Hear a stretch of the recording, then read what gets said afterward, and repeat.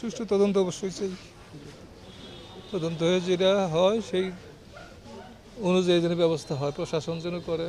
থানাকেও আমি বলেছি, ওসি সাহেবকে বলেছি, এখানে ইউনিভার্সিটির ওই প্রফেসর ডক্টরের অনেকে ভাইয়েরা আসছে তাদেরকে বলেছি এটা যেন হয়।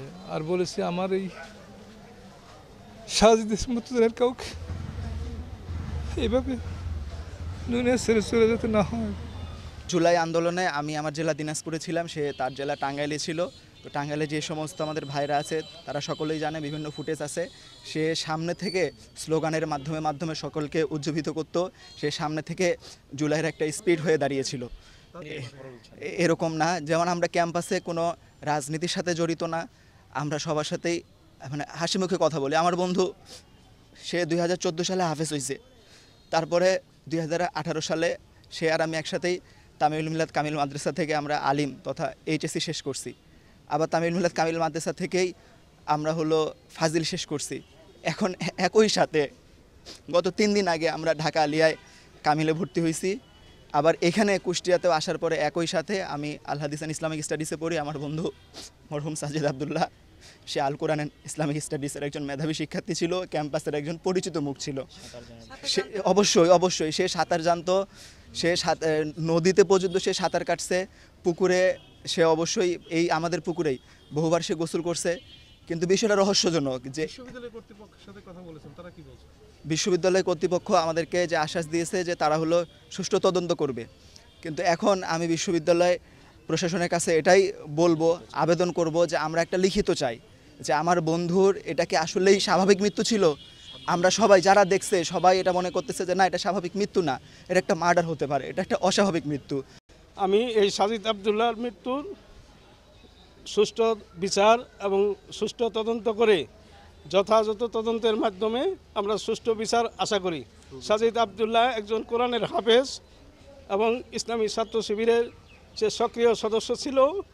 তার এই মৃত্যুর সুষ্ঠু তদন্ত সরকারের কাছে এবং বিশ্ববিদ্যালয় প্রশাসনের কাছে আমি আবেদন করি। সাজিদ যে হলে থাকতো ওই হলো নেই, সিসিটিভি নেই। এটা নিয়ে কালকে আলোচনা হয়েছে এবং খুব দ্রুত সিসিটিভি বসানো হবে। অবশ্যই এটা ব্যর্থতা। গতকাল থেকে আমরা যখন এটা জানতে পারি তখন আমাদের বিশ্ববিদ্যালয়ের কর্তৃপক্ষ এবং ছাত্রছাত্রীদের সহায়তায় আমরা এবং পুলিশ প্রশাসন সহায়তায় ওনাকে নিয়ে মানে আমাদের যে ছাত্র নিয়ে প্রথম মেডিকেলে নিয়ে যাওয়া হয়। মেডিকেল থেকে তারপর কুষ্টিয়া সদর হসপিটালে নিয়ে আসা হয়। আমি সদর হসপিটালে ওয়েট করছিলাম, ওনাকে রিসিভ করে আমার আরএমের সাথে আমার কথা হয় এবং উনি হ্যাঁ প্রথমে ক্যাম্পাসে স্বাস্থ্যকেন্দ্রে নিয়ে যাওয়া হয়েছে। জি, তারা কি ডেট বলেছিল? না এরকম কিছু বলে নাই। আমি যতদূর জানি যে তারা ডাক্তারের সাথে আমার কথা হয়নি, ছাত্ররা অলরেডি বলতেছে স্যার ওখান থেকে মনে হচ্ছে যে হয়তো মানে যা তাদের ধারণা যে হয়তো বেঁচে থাকতে পারে, তো ওরা দ্রুত নিয়ে আসছে। আমি সাথে সাথে এখানে চলে আসছে মানে মেডিকেলে আসার পরে তখন আরএমওর সাথে আমি কথা বলার পরে আরএমও সাহেব সব ব্যবস্থা করে রাখছে, ইসিজি মেশিন থেকে শুরু করে ডাক্তার। তারপরে লাশ আসার সাথে সাথে উনিও আবার উনি মানে আমার ছাত্র আসার সাথে সাথেই উনিও চলে আসছে। আসার পরে উনি ইসিজি সব কিছু করার পরে বলল যে উনি আর নাই। অবশ্যই অবশ্যই অলরেডি একটা তদন্ত কমিটি গঠন হয়ে গেছে। হল প্রশাসন, শহীদ প্রেসিডেন্ট জিয়াউর রহমান হলে ও আবাসিক ছাত্র ছিল, অলরেডি একটা তদন্ত কমিটি হয়ে গেছে। আর একটা বিশ্ববিদ্যালয় প্রশাসনের পক্ষ থেকে সর্বোচ্চ প্রশাসনের পক্ষ থেকে একটা তদন্ত কমিটি হবে, সেটা চলমান।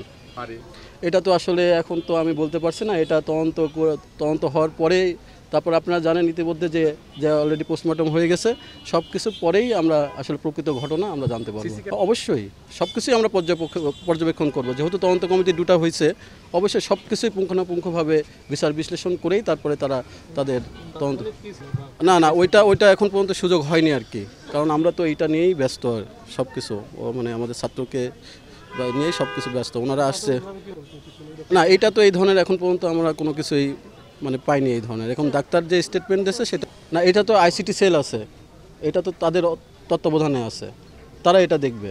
গতকাল প্রায় আসরের সালাতের পরে আমরা অনলাইনের মাধ্যমে জানতে পারি যে হচ্ছে শাহজিজুর রহমান পুকুর পাড়ে একটা লাশ পাওয়া গিয়েছে আর কি, মানে লাশ ভেসে উঠছে। তো তাৎক্ষণিকভাবে আমরা সেখানে যাই, গিয়ে মানে তখন পর্যন্ত লাশটা পুকুরের মাঝখানে ছিল।